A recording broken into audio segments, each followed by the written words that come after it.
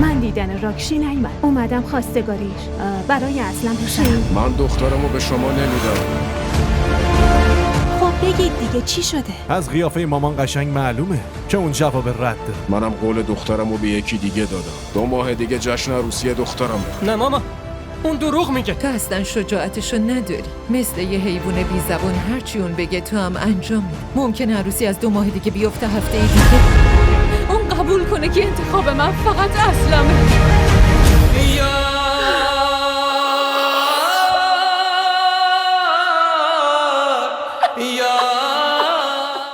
दिल के दरवाजे पे फिर से तेरी दस्तक मांगू तुझसे ही फिर अपनी पहली सी मोहब्बत मांगू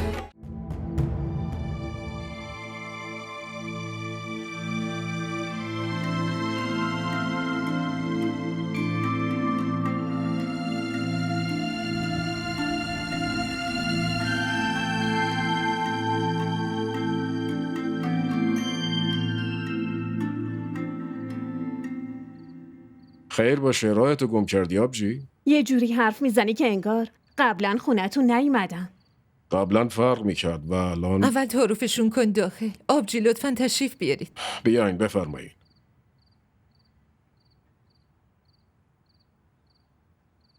بشینید.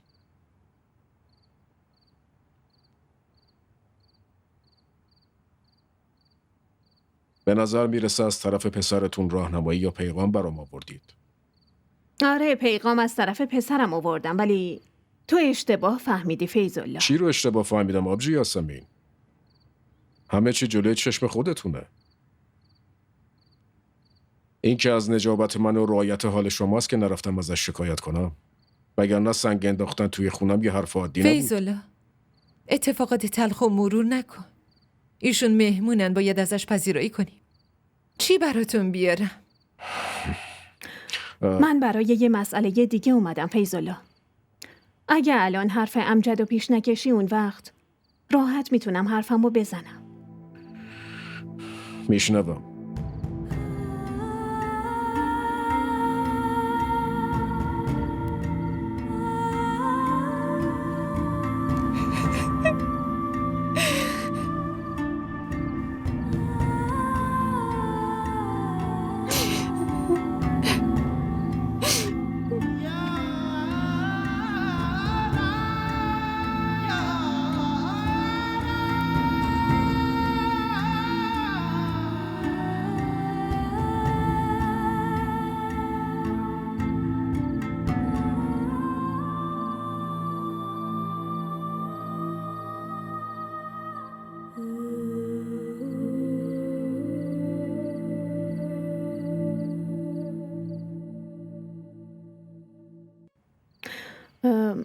من به خاطر راکشی اومدم. راکشی هم که خونتون میاد. با وجود اینکه با امجد دعوا داشتم بازم مانع رفت و آمدش نشدم. شما بهش قرآن یاد دادید. احترامتون خیلی واجبه. همون احتراممو در نظر بگیر. میخوام راکشی رو صدا بزن. بگو خالش که قرآن یادش میداد اومده. چشم، صداش میکنم. خیلی خوشحال شدم که اومدید. فقط یه سری دلخوری داشتم که ناخواسته روی زبونم اومد. وگرنه من خیلی بهتون احترام میذارم. امجدم نصیحت کنید. سر هر چیزی به هم تیکه میندازه. اونم سن بچه‌مه، درسته باش دشمنی داشته باشم؟ منم همینو میخواستم. به جای دشمنی کردن چرا رابطه دوستیمونو محکم‌تر نکنیم؟ دوستی؟ من دیدن راکشی نیومدم. اومدم خواستگاریش برای اصلا پسرم.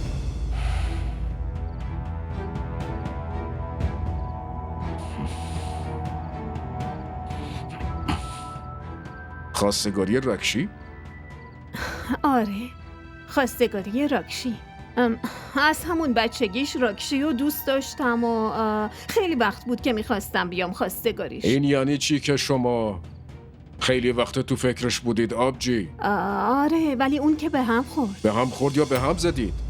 یه لحظه. آها، همه چی رو فهمیدم. عقد یا نامزدی نگرفته بودیم، فقط یه حرف بین بزرگترا بود، اونم تموم شد. خب گاهی پیش میاد. همه جا اینطوری پیش نمیاد. منم قول دخترم رو به یکی دیگه دادم و من کسی نیستم که از حرفم پا پس بکشم. چی؟ به یکی دیگه قولشو دادی کی؟ نیازی نیست خودتون رو به نفهمیدم بزنید. شما همه چی رو خوب میدونه، چون خبرش بهتون رسیده اومدید و اینقدر براتون سخت بوده که نامزدی پسرتون رو به هم زدید. نقشه های امجد رو خیلی خوب میفهمم. چه نقشه‌ای؟ من دخترم رو به شما نمیدم.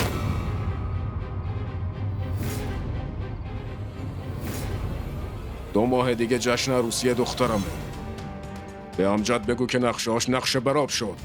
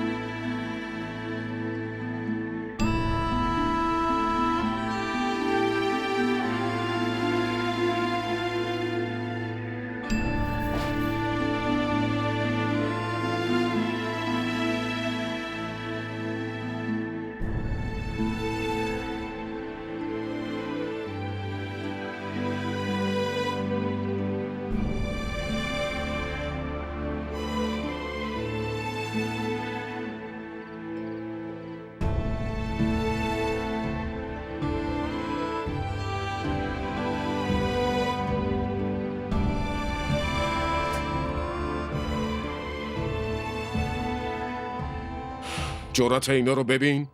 حتی وقاحتشون اومدن خواستگاری دخترم. این که وقاحت نداره. وقتی دختر داری خواستگارم میاد. امجد تو خونه من سنگ پرت کرده و این خواستگاری هم ادامه همون ماجراست. حالا فهمیدی؟ آخه تو نمیفهمی فیض‌الله. اون برای پسرش خواستگاری اومده بود، ولی تأخیرش کردی و از خونه فرستادیش بیرون. حداقل برای فکر کردن یه خورده زمان میخواستی و بعدن جواب رد میدادی. البته اگه پسر به نظرت مناسب نمی بود. زمان برای چی؟ قول راکشی رو به یکی دیگه دادم. قراره برای تعیین تاریخ عقد بیان. آخه این چه حرفیه میزنی؟ عقد که نکرده. همه دنبال اینن یه پسر خوب برای دخترشون پیدا کنن. ممکنه این پسر برای راکشی... محض رضای خدا ساکت باش. اگه تو هیچی در این مورد نمیدونی پس دخالت هم نکن. چیو نمیدونم؟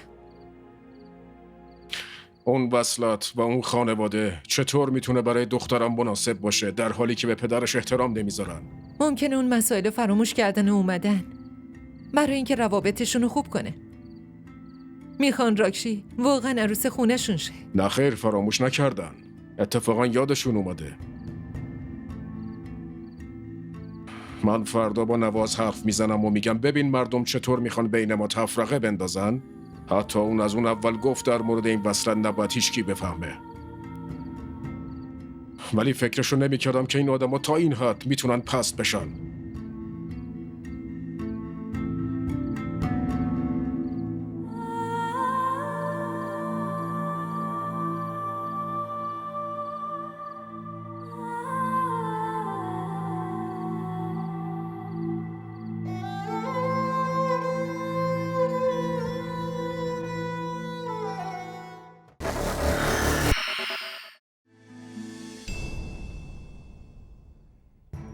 خود شما یه بارم نگفتین که اون ممکنه قبول کنه، که انتخابمو درک کنه و دلش نرم بشه.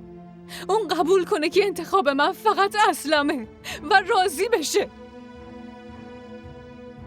هیچی غیر ممکن نیست راکشی، بالاخره اینم ممکنه. ولی برای این کار اول باید واقعیت رو بهش بگی. مهم این نیست نتیجهش چی میشه. مهم اینه که بالاخره یه اتفاقی بیفته.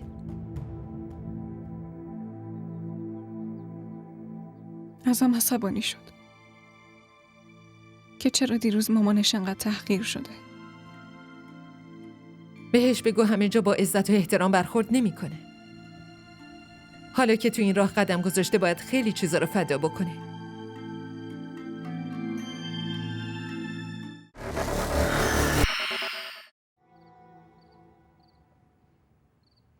بفرما مامان، آب بخور.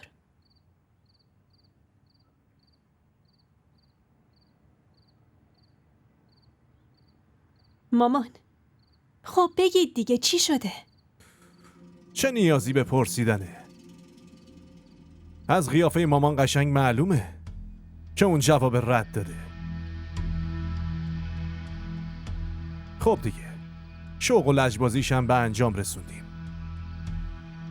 به قیمت تحقیر شدن و بیرون شدن مامان از خونشون.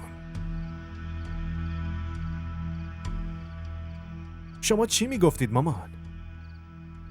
همه چی رو فراموش کن امجد. کینه ها رو دور بریز امجد. دست دوستی دراز کن امجد. خب شما تلاشتون رو کردین. آیا عمو فیضم تونست کینه هاشو دور بریزه؟ آره. حالا بازم خوب شد. از شرشون راحت شدیم. فیض الله نه منو تحقیر کرد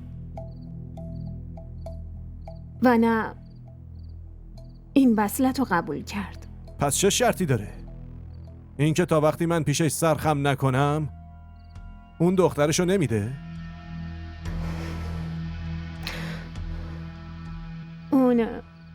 اون فقط عذرخواهی کرد، چون اون به یکی دیگه قول راکشی رو داده. تا چند روز دیگه تاریخ ازدواجش مشخص میشه و تا 2 ماه دیگه هم جشن عروسیشون رو میگیرن. نه ماما، اون دروغ میگه. اگه همچین چیزی بود راکشی به هم میگفت. اصلا ممکنه اون خودش هم نمیدونسته. گاهی وقتا دخترای بیچاره رو تا روز عقدشون هم بهشون چیزی نمیگن که دارن شوهرشون میدن.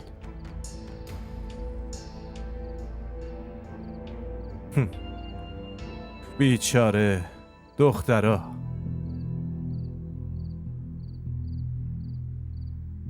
همین دخترای بیچاره اون بابای بدشانسشون تا آخرین لحظه بو نمیبرن که کجاها. آبروشو میبرن و رو سیاهش میکنن.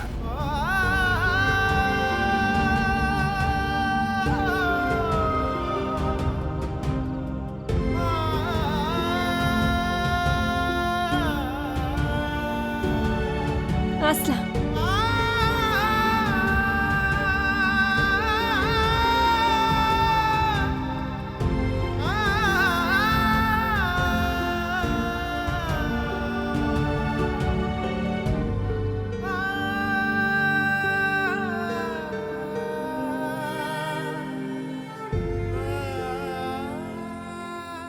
تو اینو میدونستی که بابات میخواد تو رو به یکی دیگه بده؟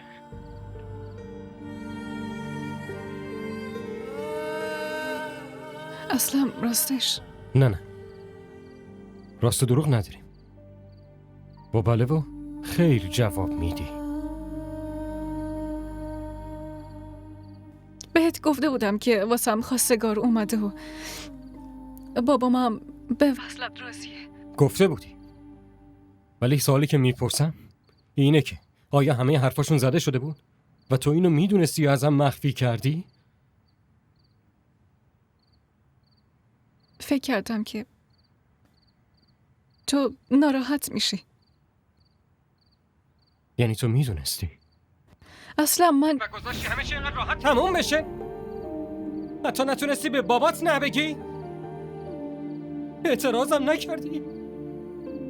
بخ من به خاطر تو نامزدیمو به هم زدم. از داداشم کلی کتک خورد. ولی تو گذاشتی همه چی بی سر و صدا پیش بره.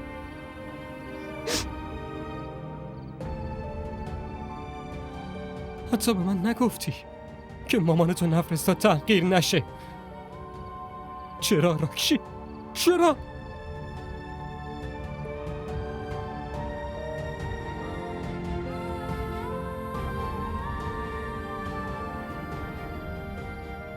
چون تو از همون اول شکست قبول کردی. اصلا الو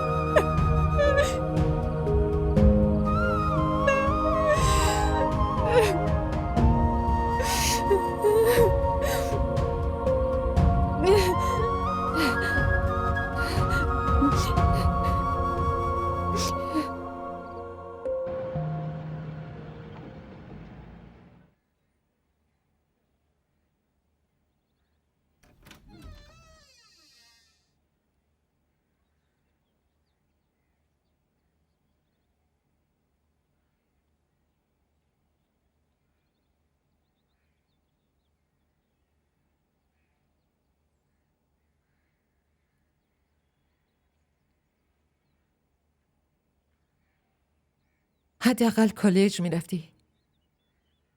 حواست پرت میشد.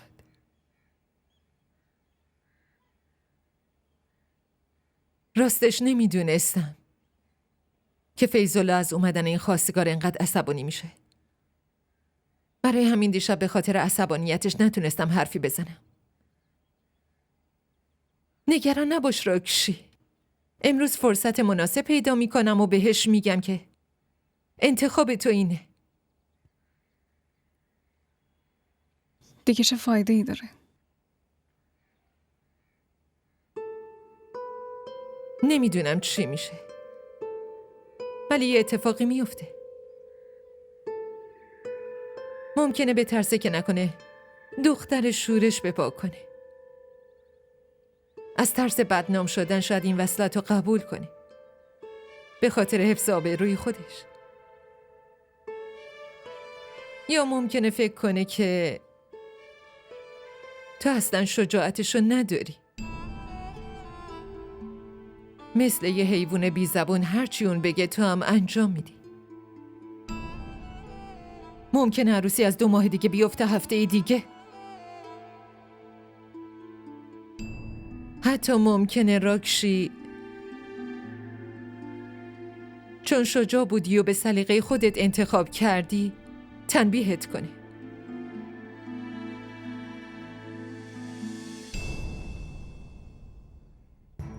خود شما یه بارم نگفتین که اون ممکنه قبول کنه، که انتخابمو درک کنه و دلش نرم بشه. اون قبول کنه که انتخاب من فقط اسلمه و راضی بشه. هیچی غیر ممکن نیست راکشی، بالاخره اینم ممکنه. ولی برای این کار اول باید واقعیت رو بهش بگی. مهم این نیست نتیجهش چی میشه، مهم اینه که بالاخره یه اتفاقی بیفته.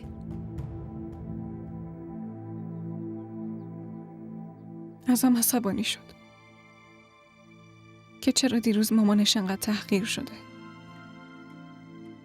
بهش بگو همه جا با عزت و احترام برخورد نمیکنه. حالا که تو این راه قدم گذاشته باید خیلی چیزا رو فدا بکنه.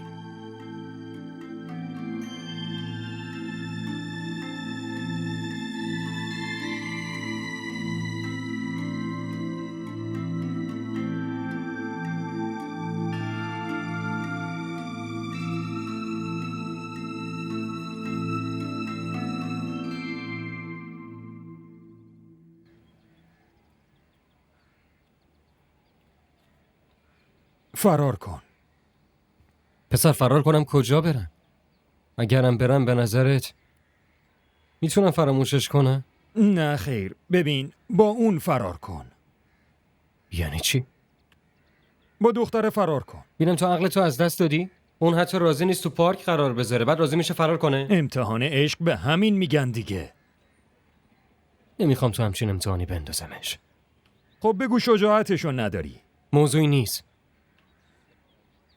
ازن پسر، اونی که جلوی باباش نمیتونه بگه که انتخابش چیه، به نظرت برای فرار کردن راضی میشه؟ فعلا رضایتشو ول کن. تو انجامش میدی؟ گفتم که با شجاع بودنم چه اتفاقی میفته؟ بازم گفت. اول بگو ببینم شجاعتشو داری یا نه. ممکنه کار به کتککاری بکشه و پات به کلانتری هم باز بشه و باید پولم جور کنی، چون شما دوتا باید زندگیتون رو بسازید. ممکنه خانواده ها دیگه نخوان شما رو ببینن. تحمل میکنی؟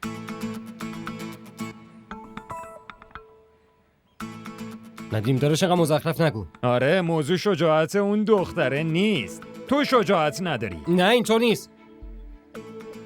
بهت گفتم اینجوری نیست. من به خاطر اون هر کاری میکنم. واقعا؟ 100%. پس به دوستم میگم تو روستاشون خونشون خالیه. اونجا کسی بهتون چپ نگاه نمیکنه. قبول نمیکنه. خب قبول نکنه. اگر خودش نیومد پس بدزدش. چی؟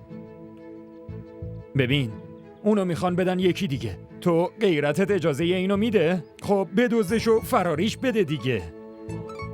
اون وقت باباشم حساب کار دستش میاد که مامانتو تحقیر کرده. پسر تو کلا رد دادی یا بزنم تو دهنت؟ بدزدش. توصیات واسه خودت نگه دار. وایسا بابا، وایسا. اشرت، سریع صبحونمو حاضر کن. امروز زود باید برم سر کار.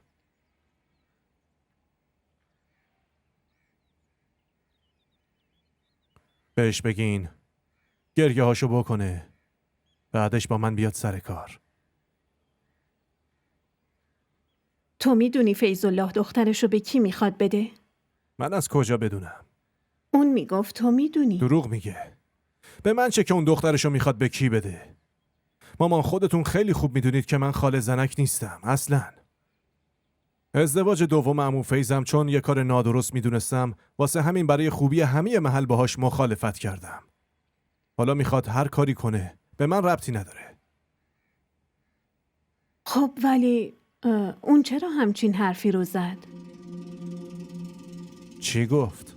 همین که تو میدونستی اون راکشیو به کی داده، تو هم نتونستی تحمل کنی و برای به هم زدن وصلت فرستادیم خواستگاری. آخه چرا باید این کارو بکنیم؟ توی توهم به سر میبره. با کدوم آقازاده یا شاهزاده وصلت کرده ها؟ اگه هم وصلت کرده خب به ما چه ربطی داره؟ اگه این اصلا ما رو مجبور نمیکرد سمتشون توف هم نمینداختیم. حتی گفت که با همین نقشه وصلت با خانواده داداشمو به هم زدم. خب واقعیت رو بهش بگین توهم نزنه که با اشاره دخترت اومدم. نه امجد، مسئله ی دختر خیلی مهمه. اگه این حرف از دهنم در می اومد همه جا پخش می شد. شاید به هم رسیدن توی تقدیرشون نیست. الکی دختره ی بیچاره بدنام می شد. بدنام بشه؟ به ما چه؟ فراموش نکن امجد، ما هم یه زمانی همین وضع داشتیم. درد یه دختر رو خانواده یه دختردار نفهمه، پس کی بفهمه؟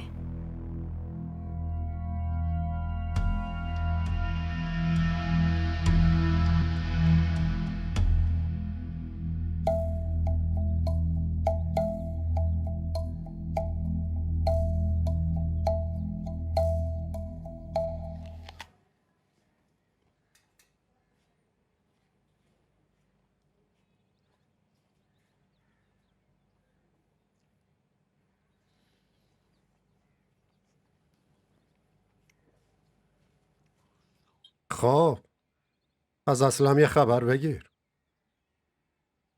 با جواب منفی نره تو فکر خودکشی. خدا نکنه. خب شایدم به فکر فرار باشه. تو حتما بهتر میدونی تو اینجور مسائل چه افکاری تو ذهن آدم ها میاد. بالاخره خواهرشی. مسئولیتت اینه بهش بفهمونی به فرار فکر نکنه. آخه دختر و پسر زود گیر میافتن. بعدش هم اتفاقای بدی براشون میفته.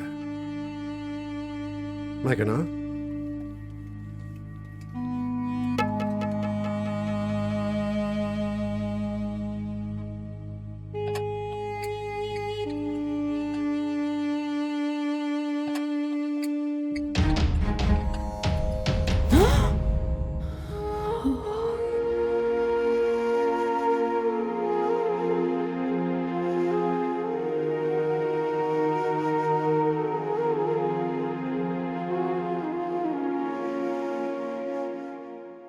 از همون اول میدونستم که این آدما یه کاری میکنن.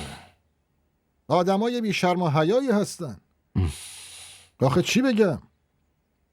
وقتی اتفاقات گذشته فراموش شده بود خب میذاشتین همینطوری بمونه. اما اینا علاقه دارن که بیان بشن بی آبرو و انگشتنمای شهر. اینقدر تهمت بزرگ؟ من خودم هم تعجب کردم. واقعا میخواد انتقام گذشته ها رو بگیره؟ شرم مانه شد وگرنه میکوبیدم تو دهنش. چون پدر یه دخترم جرئت نکردم گذشته یه زن متأهل رو به روش بیارم. وقتی خودشون نگران آبروشون نیستن پس تو چرا مراعات کردی فیض؟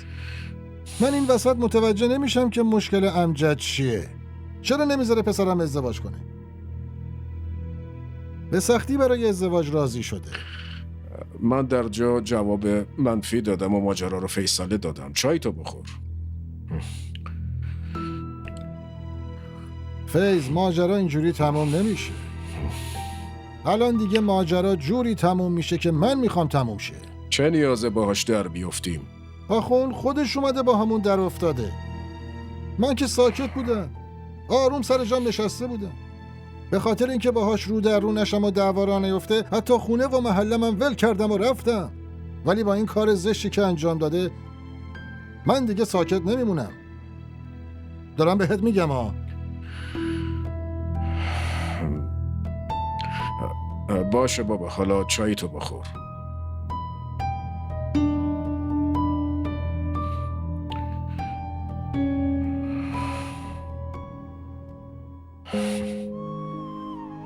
بالاخره خواهرشی. مسئولیتت اینه که بهش بفهمونی به فرار فکر نکنه. دختر و پسر خیلی زود گیر میافتن و بعدش اتفاقای بدی براشون میفته. فرار میکردی؟ فرار میکردی ها؟ امجد داری چی کار میکنی؟ صدا تا سر کوچه میره پسر. اگه این فرار میکرد چی میشد؟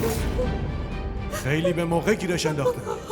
نخیر ماما، نخیر. 2 دقیقه دیر میکردم تا آخر عمر روسیا میشد. نه ماما، نه. نصف شب میخواستی ما رو بیابرو کنی؟ فرار میکرده. اینا رو ببین. نه مامان، اینجوری نیست. چرت و پرت نگو. وسایلتو جمع میکردی کجا بری؟ اونم این موقع شب. اون مردی که با دیدن من تو کوچه فرار کرد.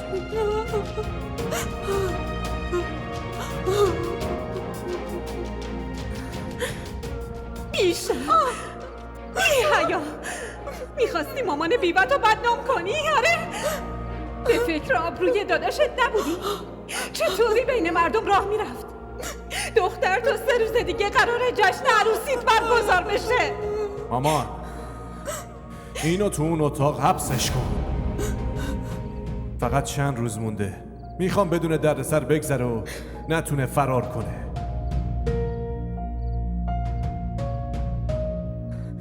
احمق دختر یه چش سفید، اونقدر از عشقش کور شدی که به فکر آبروی خانوادت نبودی. اگه تو فرار میکردی این مادرت زهر میخورد. امجد توی محل آبروش میرفت. نمیخواستم فرار کنم. نه ماما، نمیخواستم فرار کنم. نمیخواستم. پس تاک به دست کجا داشتی میرفتی؟ اون پسره چرا نزدیک خونمون اومده بود؟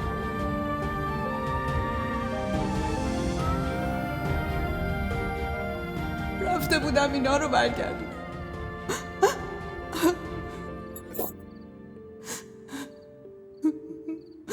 علنگوها، این هدیه ها، این شال دستاست که تو عید داده بود، رفتم اینا رو برگردونم. میخواستیم با جایزی هم ببرم، اینجام نمیتونستم بذارم. توی خونه مادرم جای خودم هم نیست. اینا که اصلا جا ندارم. فکر کردم قبل از رفتن به خونه یکی دیگه امانتشو بهش برگردونم.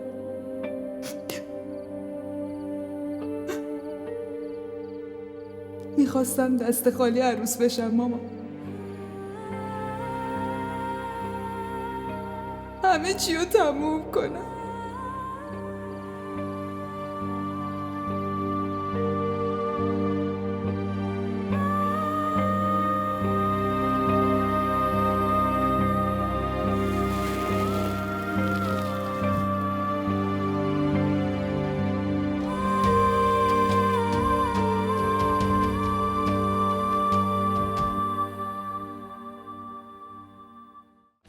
این ویدیو رو لایک کنید، کانالمون رو سابسکرایب کنید تا از سریال های جدیدمون هم آگاه باشید.